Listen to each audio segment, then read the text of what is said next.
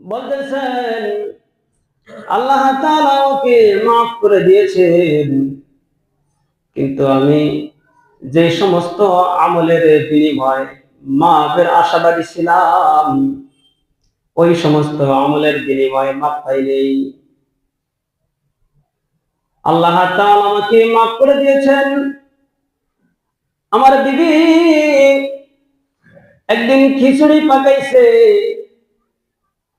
খিচুড়ির মধ্যে লবণ বেশি হয়ে গেছে, কিন্তু আমি বিবিকে বুঝতে দেইনি। খাইছি আর বিবির প্রশংসা করেছি। আল্লাহ তাআলা এই যে ধৈর্য ধারণ করে আমি খাইছি, এই ধৈর্যটা ধরার কারণে আমার রব খুশি হয়ে গেছি, আমার রব আমাকে মাফ করে দিয়েছেন। সুবহানাল্লাহ। এই যে বিবিকে কিছু বলি নাই, ধৈর্য ধরে খাইছি, বলি নাই বিবি কি রান্না করছো, লবণ বেশি হয়ে গেছে, না না, বিবিকে খুশি রাখছি। আল্লাহ তাআলার কাছে এই আমলটা বড় দামি হয়ে গেছি, কবুল হয়ে গেছি। এই জন্য আমার রব আমাকে মাফ করে দিয়েছেন। সুবহানাল্লাহ।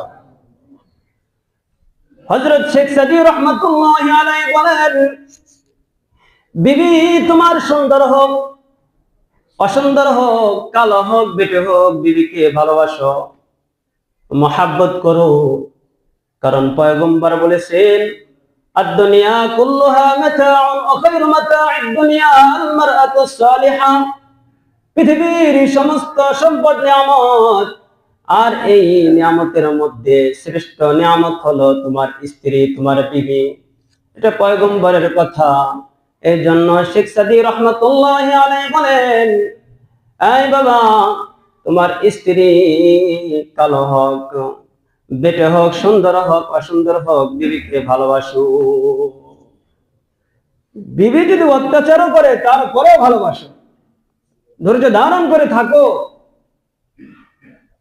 এক সাহাবী খলিফাতুল মুসলিমিন হযরত ওমরের কাছে আসছে বিচার দেওয়ার জন্য। বাড়ির নিকটে আসছে, আসার পরে ভিতর থেকে আওয়াজ শুনে খলিফাতুল মুসলিমিন হযরত ওমরের স্ত্রী কড়া ভাষায় কি কি যেন বলতেছে। ওই সাহাবী কিছু না বলে আবার হাঁটা শুরু করছে। খলিফাতুল মুসলিমিন হযরত ওমর ওই সাহাবীকে ডাক দিয়ে বলে, ভাই কি জন্য আসছিলেন? আমি যে জন্য আসছিলাম, আমি দেখলাম আপনার বাড়ির মধ্যে এই অবস্থা, এই জন্য কিছু না বলে চলে গেছি। হযরত ওমর বলেন, এ ভাই, আমার বিবি আমার প্রশান্তি, আমার বিবি আমার সন্তান লালন পালন করে, আমার বিবি দিনভর অনেক কাজ করে, অনেক কষ্ট করে। এই জন্য দুই এক সময় একটু কড়া কথা বললো, আমি ধৈর্য ধারণ করে থাকি, কারণ সে বাড়ির মধ্যে অনেক কষ্ট করে। ওই সাহাবী বলেন, খলিফাতুল মুসলিমিন, আজ থেকে আমার বিবিরও কিছু বলবো না, কারণ আমার বিবিও তো অনেক কষ্ট করি। সুবহানাল্লাহ। আল্লাহ, আমাদের কষ্টটা আমরা দেখি, আমরা তো এটা করি নাকি কোন? মাঠে গেছি, কাজ করতেছি, সন্ধ্যা পর্যন্ত এক কাজই করতেছি। একজন বিবি ফজরের পর থেকে নিয়ে রাত 10টা পর্যন্ত বিভিন্ন কাজ করতে চলে থাকে নাকি কোন? হযরতে শেখ সাদী রাহমাতুল্লাহি আলাইহির গলায় কান্দা আছে না, হাড়ি পাতিলের কান্দা, মাইটে পাতিলের, ওই মাইটে পাতিলের কান্দা। বাড়ি থেকে বের হয়ে আসছি, বের হয়ে আসার পরে শাগরেদরা জিজ্ঞাসা করছে, হযরত আপনার গলায় এই কান্দা ঝুলানো কেন? শেখ সাদী রাহমাতুল্লাহি আলাইহি বলেন, এটা আমার বিবির উপহার। কি বিবির উপহার? রাগ কইরা পাতিল ফিক্কা মারছি, পাতিল ভেঙে আমার গলায় ঝুলে গেছি, এটা বিবির উপহার। তাহলে বিবি একটু অত্যাচারই করতো নাকি? অত্যাচার করতো না? এই যে ধৈর্য ধারণ করছে, বিবিরে কিছু বলে নাই।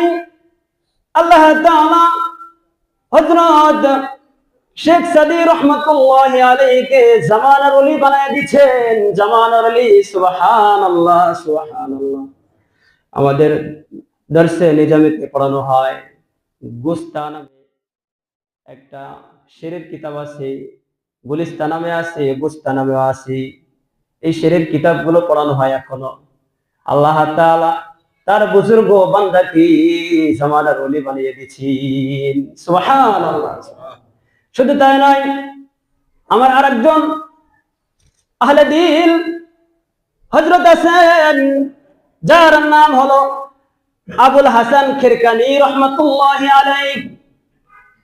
ইমাম রাজি রহমাতুল্লাহি আলাইহি পীর সাহেবের কাছে গেছে, বাড়িতে গেছে, বাড়ির পাশে ডাক দিয়ে বলে, পীর সাহেব কি বাড়িতে আছেন?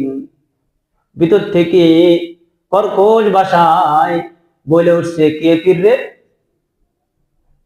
এই তুমি কে আইছো? এনে পীর কিরা আবার? কথা বলছেন, কিসের পীর হে? একটু আশ্চর্য হয় না যে আমি কার বাড়িতে আসলাম, যে পীরের কাছে আসলাম সে পীরের বউ বাড়ি থেকে এমন আচরণ করতেছে। তুমি কার কাছে আইছো? কে পীর হেনে? বাড়িতে আসেননি। কয় না, বাড়িতে নাই। ওই যে ওইদিকে যা দেখো, সম্ভবত জঙ্গলে কাঠ কাটতেছে, জঙ্গলে কাঠ কাটতেছি।